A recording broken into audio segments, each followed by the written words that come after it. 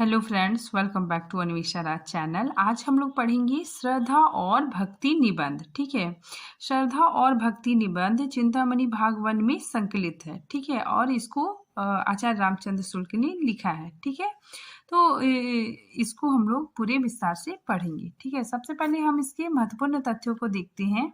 देखिए, शुक्ल जी ने लिखा है, यदि गद्य कवियों की कसौटी है तो निबंध गद्य की कसौटी है। ठीक है, फिर देखिए आगे लिखते हैं कि भाषा की पुण्य शक्ति का विकास, ठीक है, भाषा की पुण्य शक्ति का विकास निबंध में ही सबसे अधिक संभव है। ठीक है, तो भाषा का पुण्य शक्ति का विकास निबंध में ही हो पाता है। ठीक है, आगे देखिए, चिंतामणि भाग 1 प्रारंभ में विचार विधि नाम से प्रकाशित हुआ। ठीक है, तो ये काफी इंपॉर्टेंट है कि जो चिंतामणि है, ठीक है, ये प्रारंभ में विचार विधि नाम से प्रकाशित हुआ था। ठीक है, 1930 में। आगे देखिए, चिंतामणि भाग 1 का प्रकाशन चिंतामणि भाग 1 का प्रकाशन कब हुआ था? 1939 में। आगे देखिए, साहित्य। ठीक है, साहित्य शुक्ल जी का प्रथम निबंध है। ठीक है, तो ये काफी इंपॉर्टेंट है कि शुक्ल जी का प्रथम निबंध साहित्य है। ठीक है, जो 1904 ईस्वी में सरस्वती पत्रिका में प्रकाशित हुआ था। ठीक है, आगे देखिए, श्रद्धा भक्ति निबंध चिंतामणि भाग 1 में संकलित है। ठीक है, और ये मनोविकार संबंधी निबंध है। ठीक है, तो ये क्वेश्चन पूछा जा सकता है कि श्रद्धा और भक्ति किस प्रकार का निबंध है? तो मनोविकार संबंधी निबंध है। ठीक है, आगे देखिए, इसमें प्रेम, श्रद्धा, भक्ति, दया, कृतज्ञता आदि मनोविकार का सूक्ष्म विवेचन किया गया है।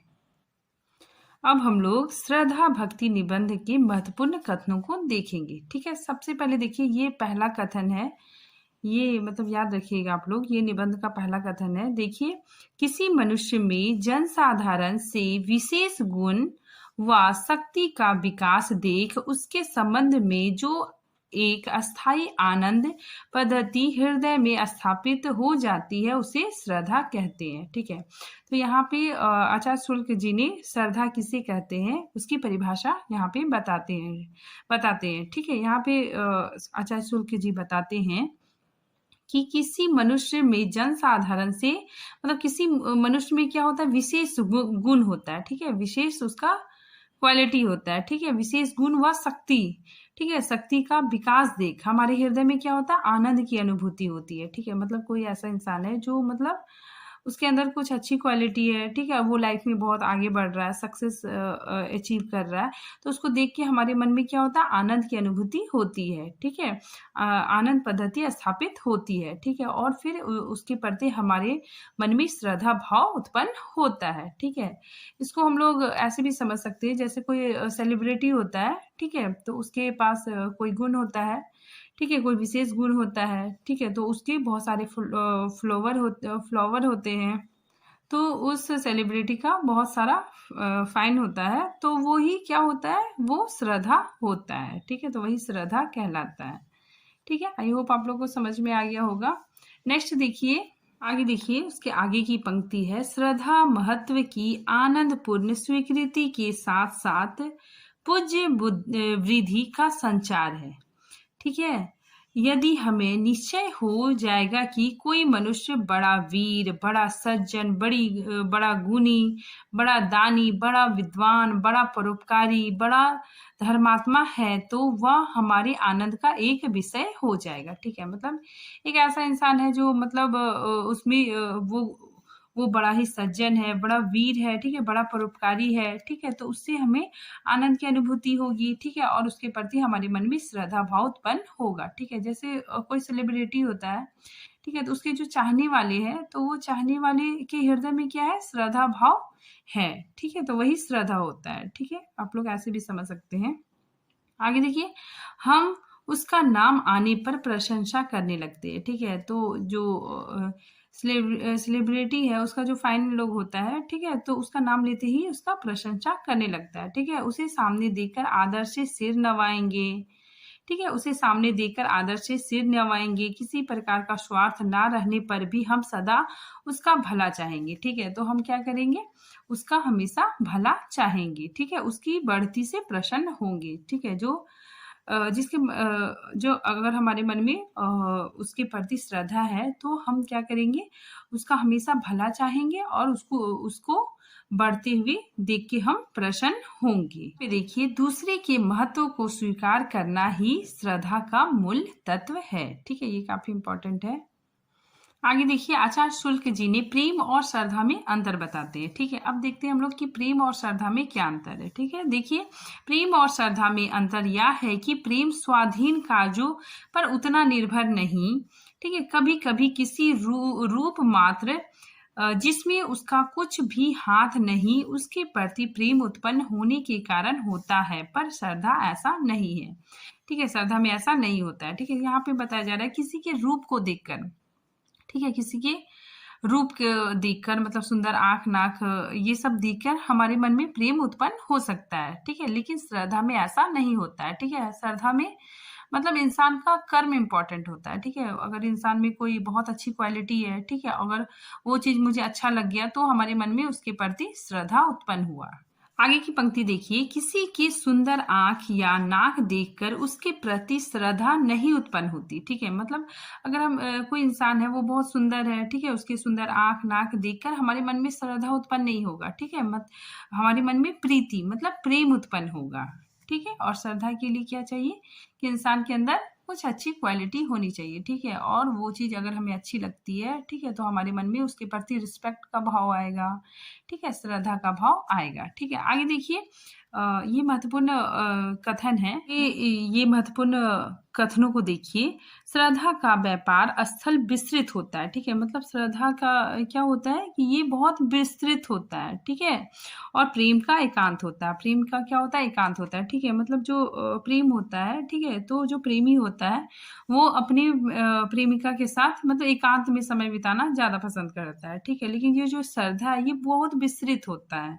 ठीक है, मतलब इसमें श्रद्धालु है उसका मतलब बहुत विस्तृत होता है। ठीक है, जैसे जब हम लोग क्या बोलते हैं नवरात्रा ये सब आता है तो उसमें जो बोला जाता है कि इतने सारे श्रद्धालु गण यहाँ पे मतलब जमा हुए हैं, तो जो श्रद्धालु होते हैं मतलब श्रद्धा का क्या होता है, स्थान बहुत विस्तृत होता है। ठीक है, आगे देखिए, प्रेम में घनत्व अधिक होता है। ठीक है, मतलब प्रेम में क्या होता है, घनत्व अधिक होता है और श्रद्धा में विस्तार होता है। और श्रद्धा क्या होता है, उसका बहुत विस्तार होता है।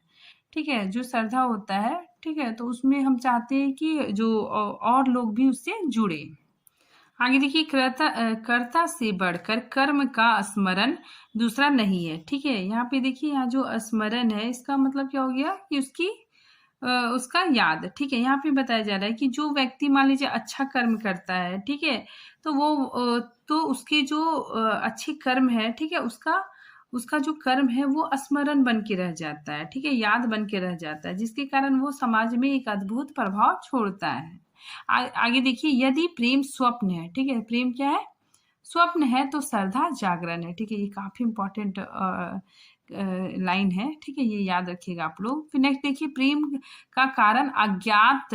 ठीक है, अज्ञात और श्रद्धा का कारण ज्ञात है। ठीक है, तो प्रेम का कारण हमें नहीं समझ में आता है। ठीक है, उसका वो अज्ञात होता है। ठीक है, लेकिन श्रद्धा का कारण ज्ञात होता है। ठीक है, श्रद्धा का कारण हमें पता होता है कि ये इंसान में ये अच्छाई है, इस वजह से हम इसके प्रति अपने मन में सम्मान रखते हैं। प्रेम में दृष्टि प्रिय से होकर उसके कर्म पर जाती है। ठीक है, मतलब जो प्रेम होता है उसमें क्या होता है, पहले दृष्टि उसके प्रिया पे जाता है। ठीक है, मतलब जो प्रेमी है वो पहले अपनी प्रेमिका को मतलब उसको मतलब उसके सुंदरता से ज्यादा पसंद करेगा। ठीक है, तो प्रेम में दृष्टि प्रिय से होकर उसके कर्म पे जाती है। ठीक है, मतलब प्रिय से होकर उसके कर्म पर जाती है। ठीक है, जबकि श्रद्धा में दृष्टि, जो श्रद्धा होता है उसमें पहले उसके कर्म पे जाएगा। ठीक है, उसके क्वालिटी पे जाएगा, तो कर्म से होकर श्रद्धे पर जाती है।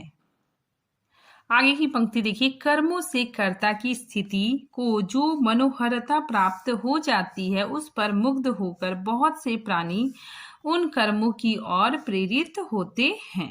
ठीक है। आगे की पंक्ति देखिए, प्रेमी प्रिया को अपने लिए और अपने को प्रिया के लिए संसार से अलग करना चाहता है। ठीक है, तो जो प्रेमी होता है वो अपनी प्रेमिका के लिए क्या कहता है, उसको अपने मतलब संसार से अलग कर देता है। ठीक है, वो चाहता है कि वो मतलब उसके साथ रहना चाहता है। ठीक है, समय बिताना चाहता है।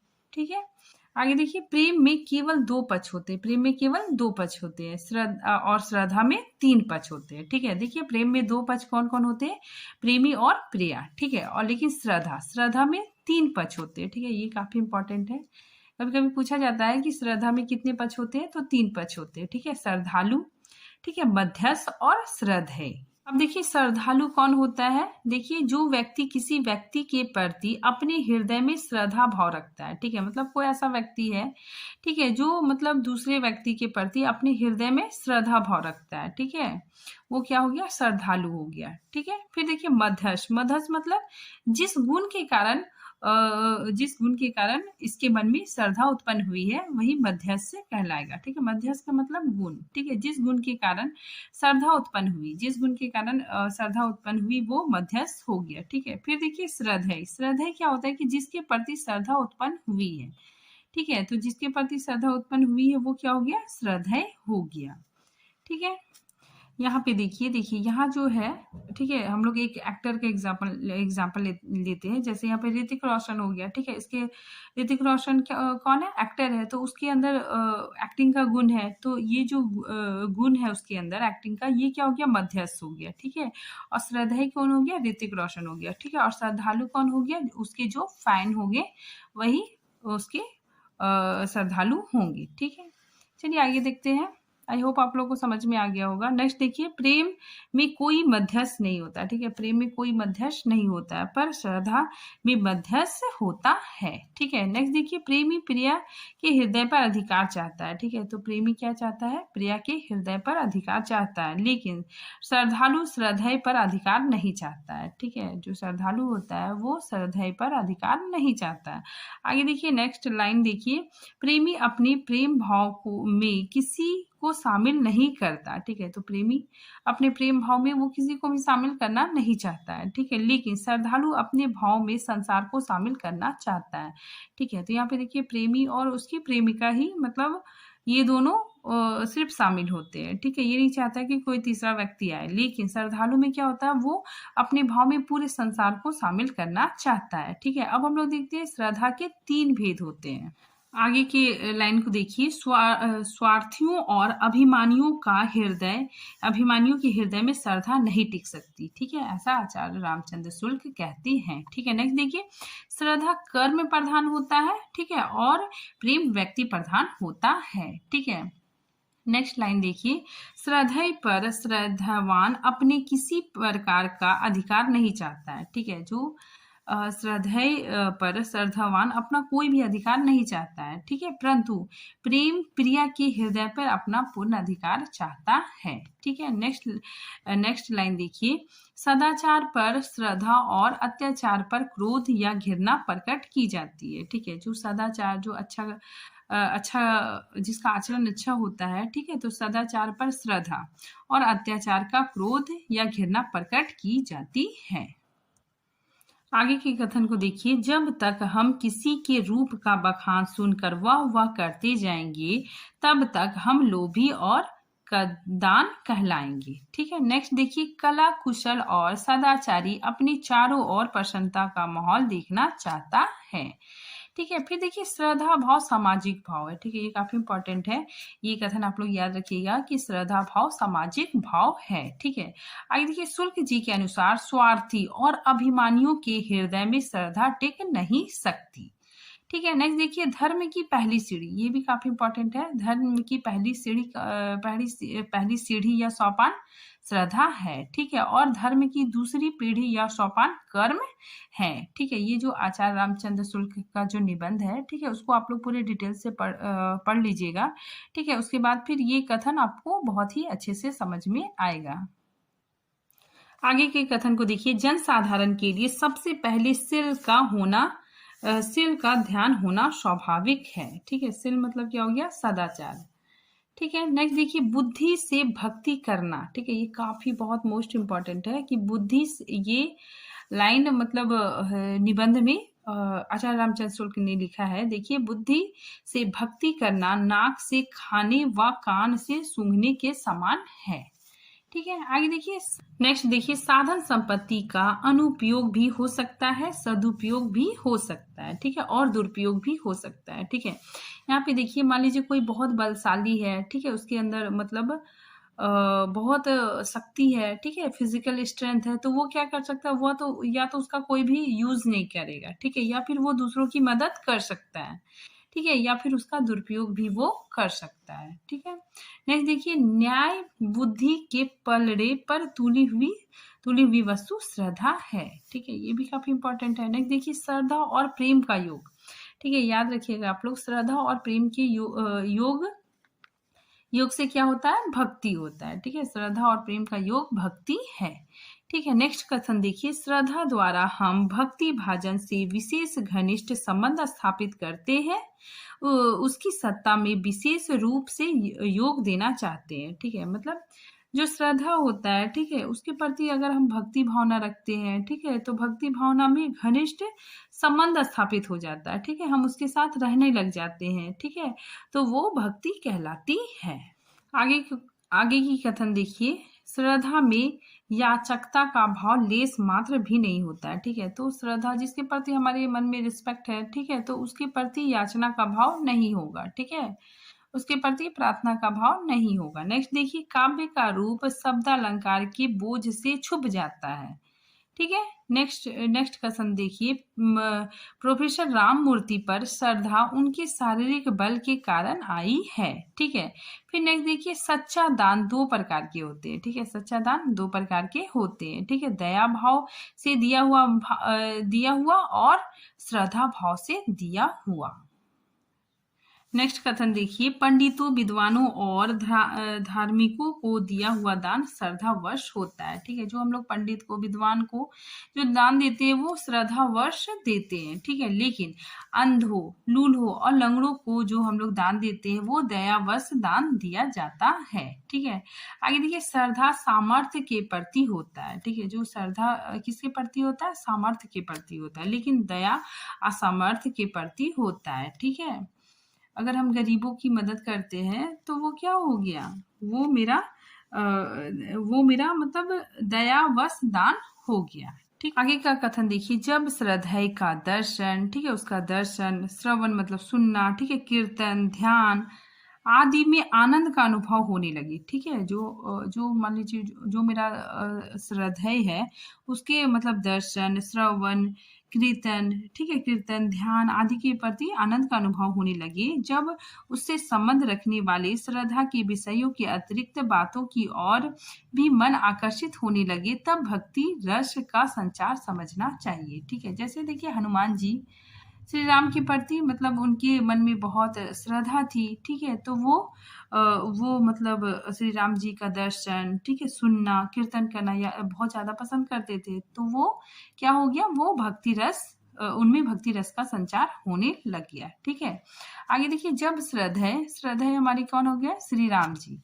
ठीक है, और श्रद्धा का भाव हनुमान जी के प्रति हनुमान जी के दिल में है। ठीक है, देखिए जब श्रद्धा का उठना बैठना चलना हंसना क्रोध करना आदि भी हमें अच्छा लगने लगे, ठीक है, तब श्रद्धा भक्ति का रूप ले लेती है। ठीक है, तो ये याद रखिएगा, जब श्रद्धा मतलब होगी श्री राम जी, ठीक है, का उठना बैठना चलना हंसना क्रोध करना आदि भी हमें अच्छा लगने लगे, तो वह श्रद्धा भक्ति का रूप ले लेती है। ठीक है, तो यहाँ पे आचार्य रामचंद्र शुक्ल जी भक्ति को भी काफी अच्छे तरीके से बतलाए हैं।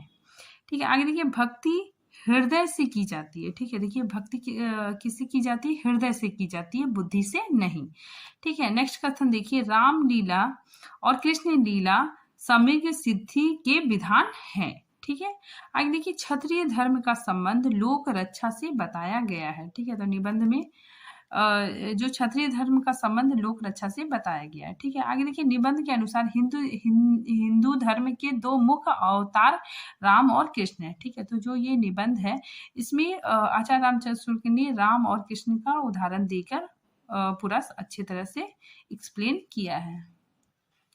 आगे का कथन देखिए, भक्ति वो ही कहला सकते हैं जो अपने जीवन का बहुत सा अंश स्वार्थ, ठीक है, स्वार्थ मतलब परिवार या शारीरिक सुख आदि से विरक्त होकर मतलब अलग होकर किसी के आश्रय से किसी और लग सकते हैं। ठीक है, इसी का नाम आत्मनिवेदन है। ठीक है, तो यहाँ पे बताया जा रहा है कि जब कोई व्यक्ति किसी आराध्य के प्रति सच्ची भक्ति रखता है, ठीक है, सच्ची भाव रखता है, तो वह अपने स्वार्थ से ऊपर उठ जाता है। ठीक है, अपने स्वार्थ से मतलब पारिवारिक और शारीरिक सुख से ऊपर उठ जाता है। ठीक है, वो मतलब अपने हित के बारे में कुछ भी नहीं सोचता है। ठीक है, सिर्फ अपने आराध्य के चरणों में अपने आप को समर्पित कर देना चाहता है। ठीक है, तो इसी को आत्मनिवेदन कहते हैं। ठीक है, तो देखिए, जब कोई भी इंसान पूरी तरह से समर्पित हो जाता है, ठीक है, मतलब अपने आराध्य के प्रति पूरी तरह से समर्पण करता है,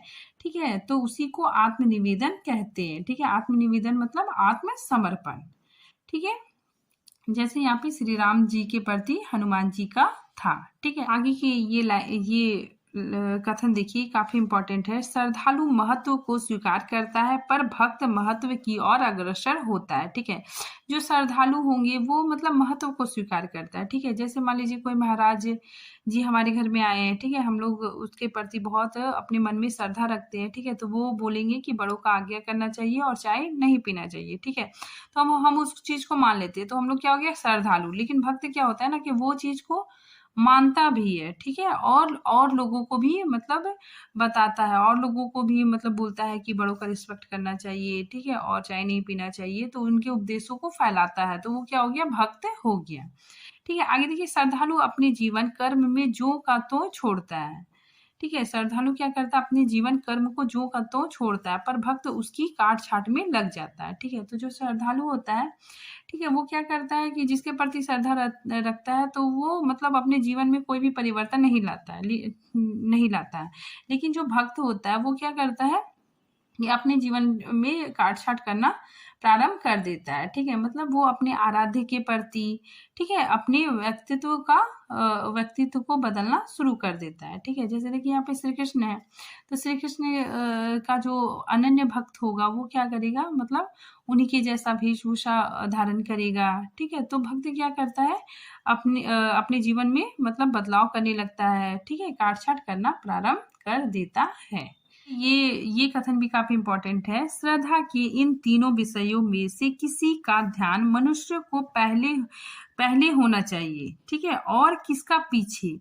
इसका बेधड़क यही उत्तर दिया जा सकता है कि जन साधारण के लिए सेल, ठीक है, सेल का ही सबसे पहले ध्यान होना स्वाभाविक है। ठीक है, क्योंकि उसका संबंध मनुष्य मात्र की सामान्य स्थिति रक्षा से है। ठीक है, तो यहाँ पे ये बताया जा रहा है कि श्रद्धा के जो तीनों विषय हैं उसमें किसको पहले रखा जाए, ठीक है, और किसको पीछे। ठीक है, तो इसका जो आंसर है, बेधड़क उत्तर है कि जनसाधारण के लिए सिल मतलब क्या हो गया, जो अच्छे आचरण है। ठीक है, अच्छा आचरण को ही सबसे पहले रखना चाहिए। ठीक है, क्योंकि ये मनुष्य मात्र की सामान्य स्थिति की रक्षा से है। ठीक है, तो आज ये टॉपिक यहीं पे खत्म होता है। ठीक है, मिलते हैं नेक्स्ट टॉपिक में, तब तक के लिए थैंक यू।